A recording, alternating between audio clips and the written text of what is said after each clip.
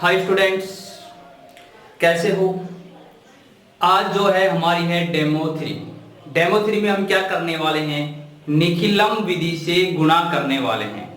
तो हमारे पास जो क्वेश्चन नंबर 7 और 8 है वो आपको दिख रहे हैं। 54 गुना 56, 108 गुना 112। अब मैं आपको थोड़ा सा ये बता दूं, निखिलम जो विधि है वो दो प्रकार से गुणा होते हैं। दो प्रकार से कैसे? एक का नाम तो है आधार विधि, एक का नाम है आधार विधि, और जो दूसरी है उसका नाम है उपाधार विधि। ये बात है दो अंक वालों में बता रहा हूं, दो यानी दो संख्या वालों में। जैसे कि इसमें एक संख्या, दो संख्या, तीन संख्या वाले भी होते हैं, लेकिन वो आपके 10th क्लास में नहीं है।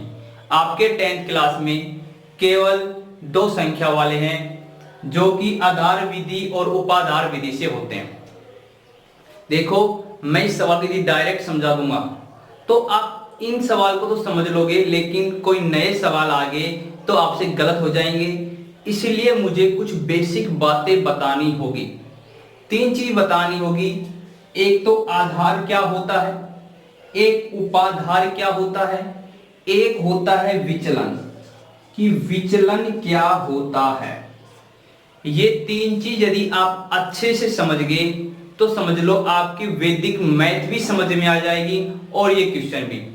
जब आगे हम क्वेश्चन करेंगे, भाग करेंगे, वैदिक से काफी चीज करेंगे, तो वहां पे ये चीज समझना बहुत जरूरी है कि यहाँ पे आधार क्या है, उपाधार क्या है और विचलन क्या है। सबसे पहले बात मैं करता हूं आधार की। आधार की बात करता हूं। देखो, आधार क्या होता है। आधार ये होता है, या तो 10 को आधार कह सकते हैं, या 100 को आधार कह सकते हैं, या 1000 को आधार कह सकते हैं। आगे आप समझ के, या 10,000 को आधार कह सकते हैं। ये आधार क्या है, यानी यदि कोई संख्या 10 के आसपास है, आसपास का मतलब उससे कम भी हो सकती है, उससे ज्यादा भी हो सकती है। यदि इससे कम है या ज्यादा है, कुछ भी हो, 10 के आसपास है, तो वहां पे आधार हो जाएगा 10। यदि कोई संख्या 100 के आसपास है तो आधार हो जाएगा 100।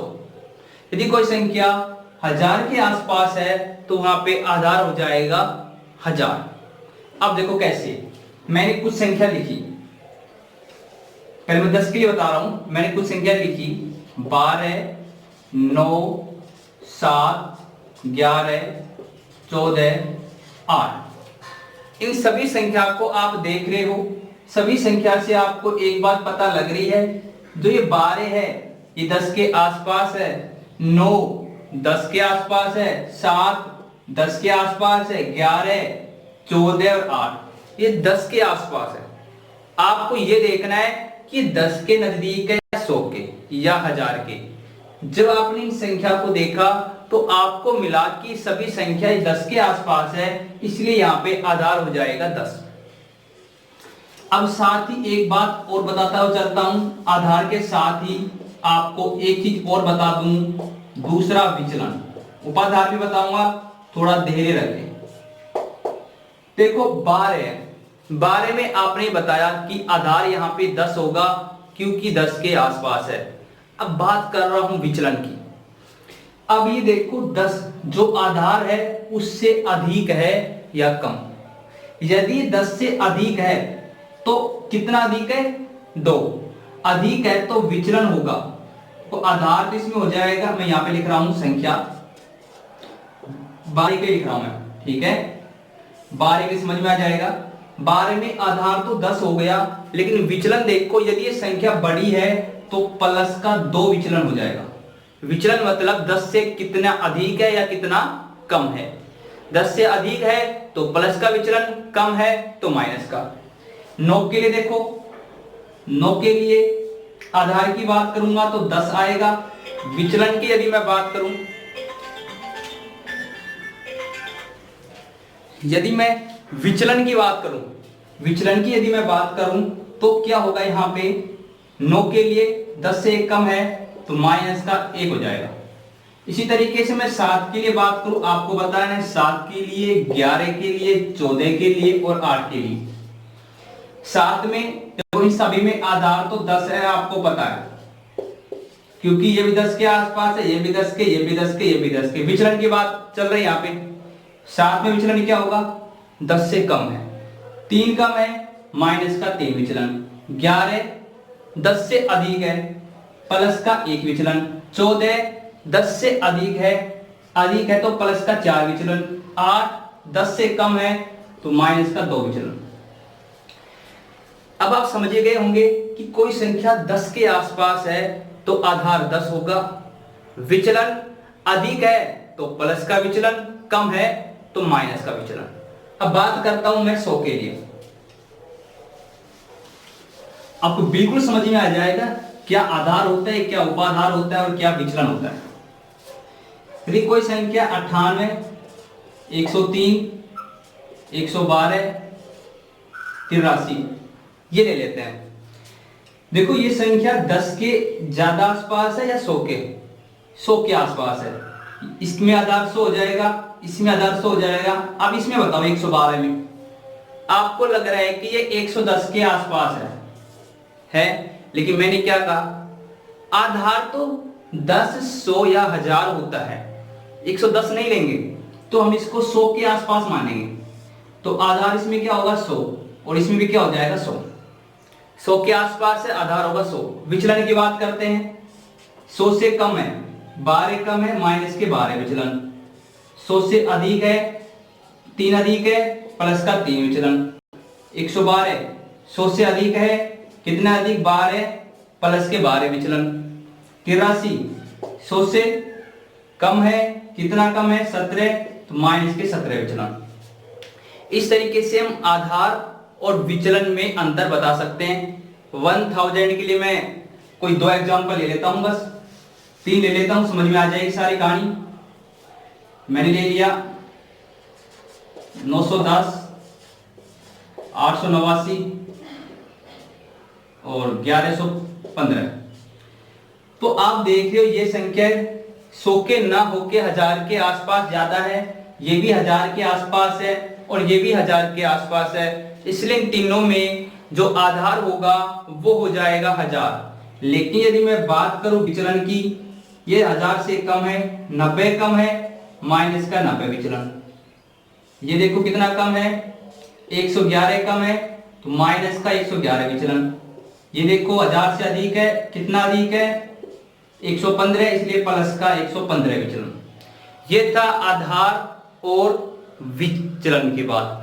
अब आपके दिमाग में एक बात आ रही होगी, ठीक है संख्या ऐसे हो गई, यदि संख्या 54 आ जाए, ठीक है, और 212 आ जाए या 735 आ जाए तो क्या होगा? वहां पे उपाधार होता है। अब मैं आपको उपाधार के बारे में अच्छे से बताता हूं। यदि आपके आधार और विचलन समझ में आ गया तो ही आपके उपाधार अंक समझ में आएगा, ठीक है। इसे आधार अंक बोलते हैं। ये आधार अंक 10 है, आधार अंक 100 है, आधार अंक क्या है? 1000 है। अब देखो आगे, अब मैं आपको बताता हूं उपाधार। देखो जैसे कि मैंने कोई संख्या ले ली, यहाँ पे 72 लिया है, थोड़ी मोटी लिखता हूं, समझ में नहीं आएगा वरना आपके। मैंने 72 लिए, मैंने 82 लिया और मैंने लिया 29 ले लेता हूं, चलो ये लिए मैंने। अब आप इनको देख पा रहे हो कि ये संख्या ना तो 10 के आसपास है ना ये 100 के आसपास है, ठीक है। तो हम ये देख सकते हैं 10 के आसपास ना होके 10 के पहाड़े के आसपास है। तो 10 का पहाड़ है ना, 10 के 70 हो गए, ठीक है। इसे 10 को 8 से गुना करेंगे 80 हो गई, 10 को मैंने 2 से गुना किया 20 या 3 से गुना किया 30 के आसपास है। तो देखो क्या होता है, ऐसी संख्या में तीनों चीज होती है। ऐसी संख्या में आधार भी होता है, आधार अंक जिसे बोल देते हैं, मैं आधार लिख रहा हूं फिलहाल, उपाधार भी होता है,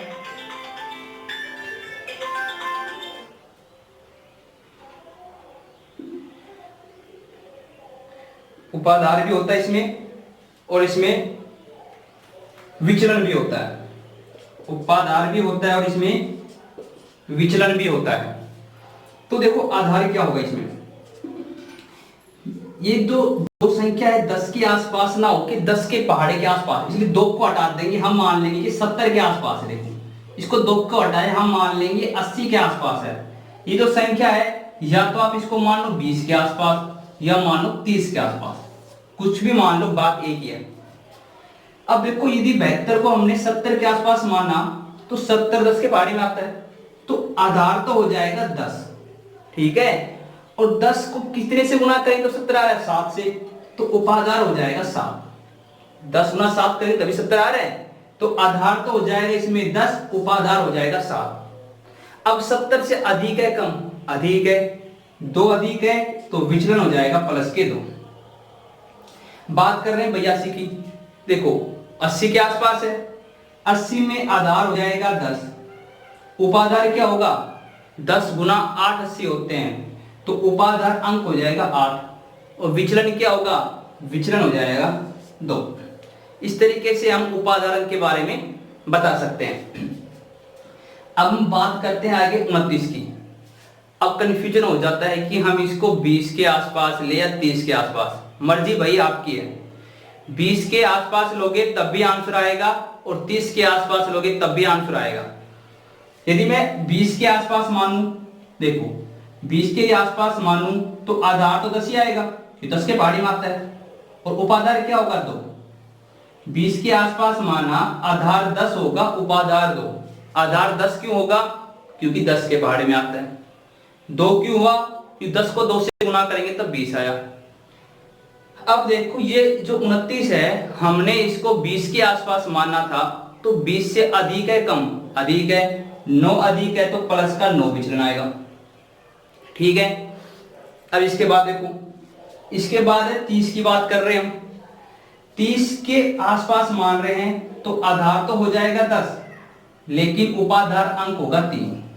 देखो जो 30 की बात होगी, आधार 10 उपाधार 3 होगा, 10 गुना 3 से ही 30 बनते हैं। अब 29, 30 से अधिक है या कम, कम है। 30 से कितना कम है, 1 कम है, 1 कम है, इसलिए क्या लिख देंगे यहाँ पे -1। बात समझ में आ गई।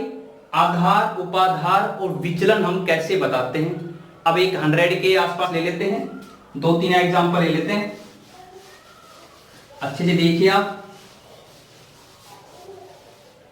मैं लिख रहा हूं यहां पे 203, 512, 697। अब ये संख्या आप देख रहे हो, देखो जो ये संख्या है ये 200 के आसपास है, ये संख्या है ये 500 के आसपास मान लेते हैं, ये संख्या 600 के ना होके 700 के ज्यादा आसपास है, ऐसे मान सकते हैं। जब संख्या 100, 10, 100, 1000 के आसपास नहीं होती है तो उसमें उपाधार अंक आता है। तो जो 200 है देखो 100 का गुणनफल है, 100 के गुणा में आता है, तो जो यहाँ पे आधार होगा वो तो हो जाएगा 100, ठीक है, और जो उपाधार होगा वो यहाँ पे हो जाएगा 2, क्योंकि 100 गुना 2 ही 200 होते हैं। बात है विचलन की, तो 200 से देखो, 200 से अधिक है कम, अधिक है, कितना अधिक, 3 अधिक है, तो विचलन हो जाएगा +3, विचलन हो जाएगा +3। अब आगे देखो 512, 512 देखो 500 के आसपास माना तो इसमें आधार क्या हो जाएगा, इसमें आधार 500 के आसपास है, आधार 100 हो जाएगा, उपाधार 5 हो जाएगा, क्योंकि 500 100 के पहाड़े में आता है, इसलिए आधार 100 होगा, उपाधार 5 होगा। 100 गुना 5 500 होते हैं। अब बात है विचलन की, तो देखो विचलन 500 से कितना अधिक है संख्या, अधिक ही तो है, कम तो है नहीं, 12 अधिक है, तो +12 हो जाएगा विचलन। बात समझ में आ गई। आगे देखो 697 700 के आसपास है। अब आप बताओगे इसका आधार क्या होगा, उपाधार क्या होगा। आधार क्या होगा 100, उपाधार 100 को किससे गुना करें, 700 आए 7, 100 और 7, 100 और 7 700। ठीक है, आधार 100, उपाधार 7। विचलन बताओ, 700 से अधिक है या कम? 700 से कम है, इसीलिए इसका विचलन होगा -3। तो इस तरीके से अपने आधार हो गए हैं, उपाधार हो गए हैं और विचलन हो गए। अब सवाल करने में कोई दिक्कत नहीं होगी। तो अब मैंने ये बताई एक बात, ये दो तरीके से होते हैं, एक होता है आधार, एक होता है उपाधार वाले। अब आप देख के बताओ किसमें आधार है किसमें उपाधार। इसमें देखो 108 में देखो ओनली आधार है, 112 में भी आधार है, उपाधार नहीं है। लेकिन इसमें देखो 54 में आधार 10 है, उपाधार 5 है। 56 में आधार 10 है, उपाधार 5 है।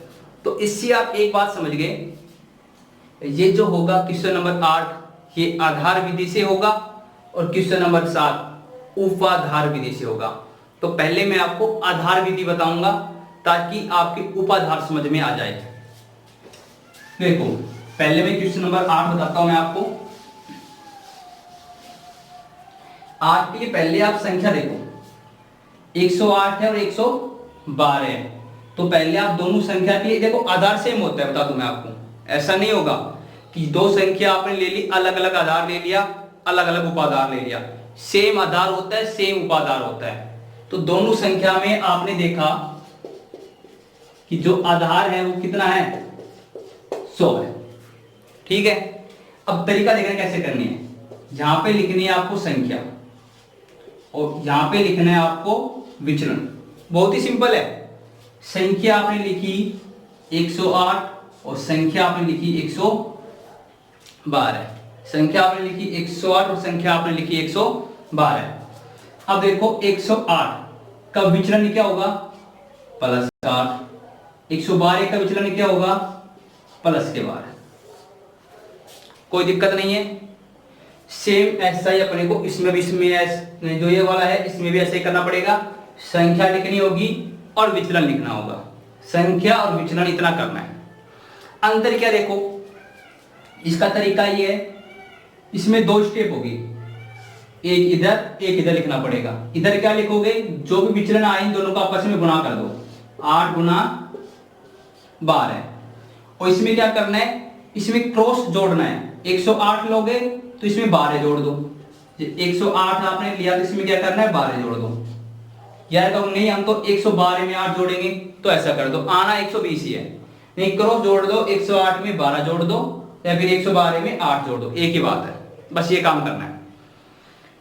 8 गुना 12 कर देंगे, 108 में 12 जोड़ देंगे, बस इतना करना है। अब उपाधार होता है, ये वाला सवाल होता तो यहां पे एक स्टेप बढ़ जाती, क्या, जो भी ये आता इसको उपाधार अंक से गुणा और कर देते। मैं अभी इसमें नहीं उलझाऊंगा, सिर्फ यही सवाल कराऊंगा, वो सवाल मैं बाद में बताऊंगा अच्छे से। फिलहाल आप ये समझ लो, 8 को 12 से गुणा करना है, ऐसे गुणा करना है, जो भी संख्या होगी क्रॉस इसमें जोड़ देंगे। 12 गुना 8 करोगे तो 96 हो गई, जोड़ोगे तो कितने हो गई, 120 हो गई। अब होता है क्या, इनमें आधार में जितनी जीरो होती है उतने अंक उतारते हैं हम। यहाँ पे आधार में 2 जीरो है तो 2 अंक उतारेंगे और बाकी इसमें जोड़ देंगे। तो कैसे, यहाँ पे ऐसा आ जाता 120 296। तो हम क्या करते, आधार में 2 जीरो है तो 2 अंक उतारते, 96। ठीक है, और 2 क्या हो जाता है, इसमें जुड़ जाता, 2 को क्या करते, इसमें जोड़ देते और ये बन जाता 122। ऐसे होता। लेकिन यहाँ पे तो पहले से ही अपने पास 2 अंक है, पहले से ही 2 अंक है, इसलिए आगे कोई जोड़ने की जरूरत नहीं है। तो 2 अंक उतार देंगे, 96 और ये हो गया 120। एक बात हो, यदि यहां पे ऐसा हो जाता 120 और यहां पे ओनली 6 होता तो क्या करते, लिखने तो अपने को 2 अंक ही है, इसलिए हम क्या करते, 0 लगा देते। अब 0 6 और 120 उतार देते। इस तरीके से हम इसको कर सकते थे। तो इसका तो अपना ये आंसर आ गया। अब इसको करते हैं। इसमें देखो, जब आप इसमें देखोगे तो आपको क्या मिलेगा, आपको इसमें मिलेगा आधार क्या है, इसमें देखो 50 के आसपास मान रहे हैं, दोनों संख्या को 50 के आसपास मान रहे हैं। तो आधार इसमें क्या होगा, 10 होगा। आधार क्या होगा, 10 होगा, मैंने बताया था। और उपाधार क्या होगा, 5 होगा। उपाधार इसमें हो जाएगा 5। ये बात ध्यान रखनी है बस। आधार 10 होगा, उपाधार क्या होगा, 5। अब सेम तरीका यहां तक सेम कर दो, यहां तक सेम है, आधार उपाधार यहां तक सेम है। एक छोटा सा अंतर है, वो बताऊंगा क्या है। मैं यहां पे लिख रहा हूं संख्या, यहां पे क्या लिख रहा हूं, विचलन। संख्या अपने पास है 54 और यहां पर है 56। 54 में आप देख रहे हो 50 के आसपास माना, तो विचलन प्लस का 4 होगा। 56 में विचलन क्या होगा, प्लस का 6 हो जाएगा। यहां तक ठीक है। काम वही करना है, 8 को 12 से गुना किया था, 4 को 6 से गुना कर दो, 4 को 6 से गुना कर दो। फिर आपने 108 में 12 जोड़ा था, तो इसमें क्या करो, 54 में 6 जोड़ो। अब कहोगे सर जब आपको कहानी सेम ही करनी है तो फिर आधार उपाधार में अंतर क्या है? अंतर तो है भाई। अंतर क्या है, इसमें एक उपाधार अंक आ रहा है, जो उपाधार अंक एक्स्ट्रा आ रहा है उससे जो भी जोड़ने के बाद जो भी आएगा उससे गुणा करना है। ठीक है, इतना कार्य करना है और जो उपाधार अंक आएगा इसको इससे गुणा कर देंगे। तो देखो क्या आएगा, 6 गुणा 4 करेंगे 24, 54 6 जोड़े तो कितने आगे, 60 आगे। इसको करेंगे 5 से गुणा, 5 से गुणा कर दिया। अब मैं आगे यहाँ पे लिख देता हूँ ताकि आपके अच्छा समझ में आ जाए। यहाँ पे कर देता हूँ, ये 24 का तो मैं 24 लिख देता हूँ, 60 को मैं 5 से गुणा करूंगा तो क्या आया, 300। अब आगे बताओ भाई क्या करना है, आइडिया दो मुझे। एक अंक उतारना है, क्यों, आधार में एक जीरो है इसलिए एक अंक उतारेंगे हम। आधार में एक जीरो है इसलिए एक अंक उतारेंगे। एक अंक यानी 4 उतार दिया। अब ये 2 क्या होगा, आगे वाले में ऐड हो जाएगा। 300 में 2 ऐड होगा तो क्या होगा, 302, और ये हो जाएगा इसका आंसर।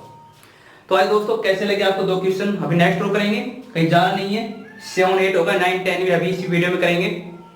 उससे पहले मैं फिर से मैं आपको बता दूं, जैसे आपने थंबनेल देख ली होगी कि ये डेमो 3 है, डेमो 2 और देखिए यदि आपने नहीं देखे हैं तो आपको कैसा लगता है, हमारा पढ़ाने का तरीका कैसा लगा आपको। यदि आपको अच्छा लगा है तो हम ऑनलाइन ट्यूशन करा रहे हैं मैथ का और इंग्लिश का, जो कि आपको सभी वीडियो आपको मिलेगी। जो यूट्यूब पे आपको ओनली 5 डेमो मिलेंगे, डेमो के बाद आपको यूट्यूब पे देखने को नहीं मिलेगा। यदि आपको हमारे कोर्स चाहिए तो आपको इन नंबरों पे आप कॉल कर सकते हो, 97854842 हिंदी में बोले तो 97858842। प्राइस बिल्कुल भी ज्यादा नहीं, प्राइस हिंदी और इंग्लिश का मिला के वो है जो आप 1 मंथ में देते हो। जो आप 1 मंथ में देते हो वो हम पूरे 1 ईयर का चार्ज दे रहे हैं। 1 मंथ में आप 1100 आराम से पे कर देते हो। हम आपको पूरे ईयर का 1100 यानी कि 1100 रुपए ले रहे हैं। मैथ का और इंग्लिश के दोनों के 1100। यदि आप ओनली मैथ का खरीदना चाहते हो तो आपको मिलेगा 1000 रुपये में, और ओनली इंग्लिश का खरीदना चाहते हो तो मिलेगा आपको 500 में, और दोनों खरीदना चाहते हो तो 1100 में। और हाँ, अपने इंग्लिश की डेमो देखना ना भूले, इंग्लिश की डेमो भी अपने चैनल पे मिल जाएगी, डिस्क्रिप्शन में आप लिंक देख लेना, वहां से मिल जाएगी। मैं नेक्स्ट क्वेश्चन करता हूं, क्वेश्चन नंबर 9 और 10।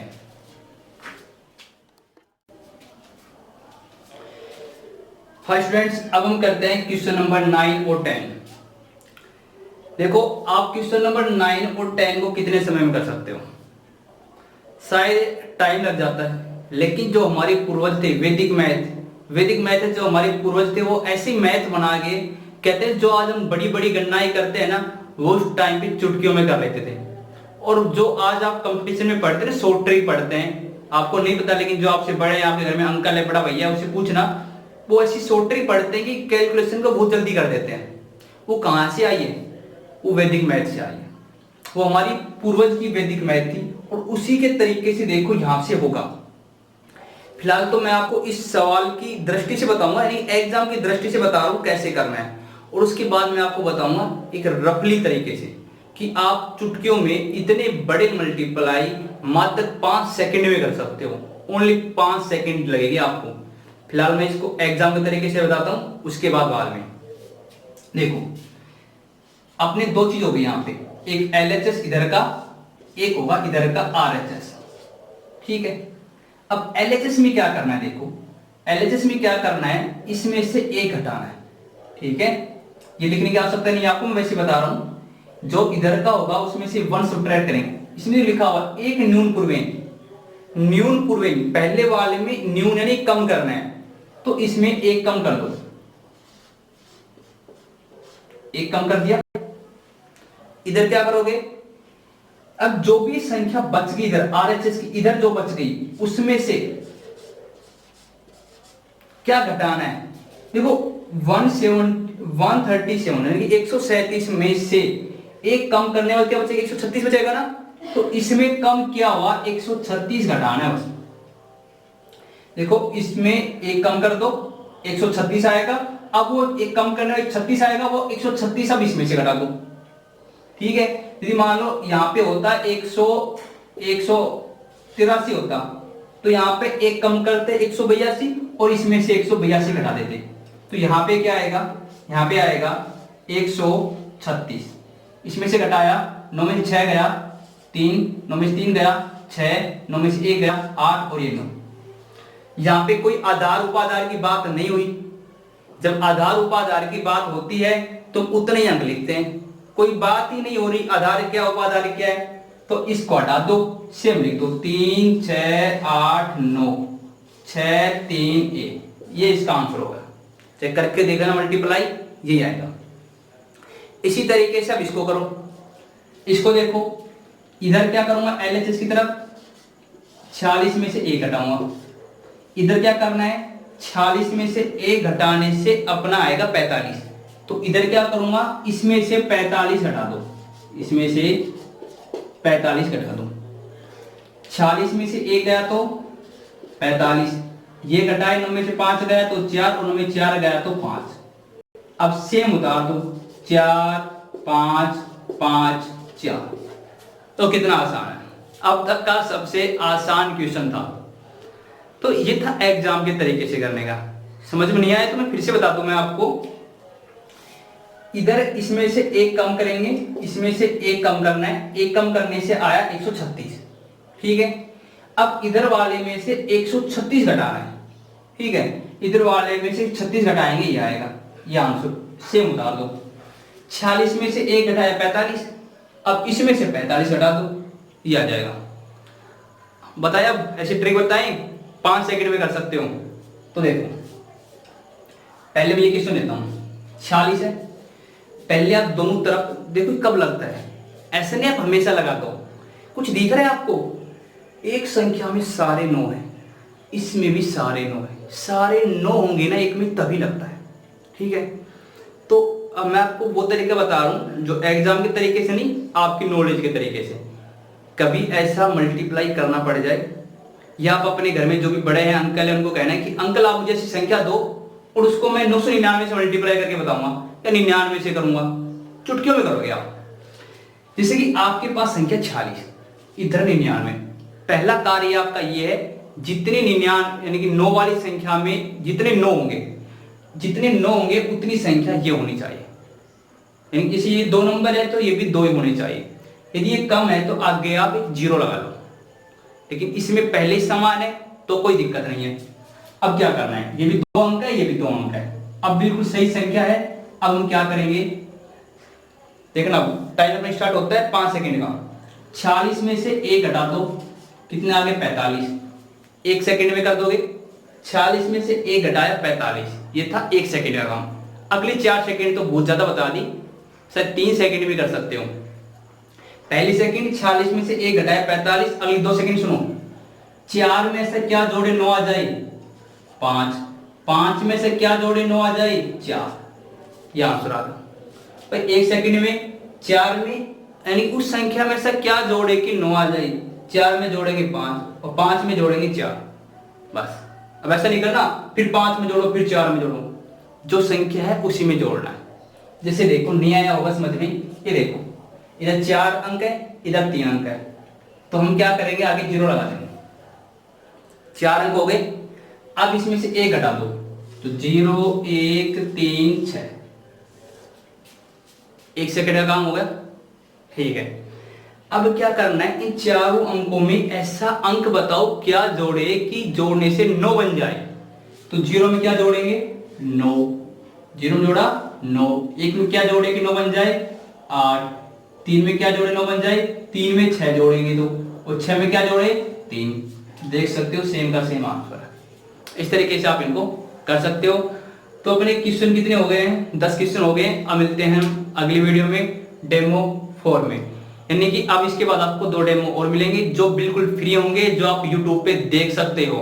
उसके बाद के जो डेमो है वो आप यूट्यूब पे नहीं देख पाओगे, क्योंकि उसके लिए बस आप एक छोटा सा अमाउंट चार्ज किया जा रहा है, वो है 1100 रुपीज। यदि आपको वीडियो पसंद आई, यदि आपको लगे वास्तव में अच्छा पढ़ा रहे हैं, तो शायद कोई बड़ा अमाउंट नहीं है, पूरे 1 ईयर हम पढ़ाएंगे, एक एक क्वेश्चन बताएंगे हम आपको। तो थैंक यू।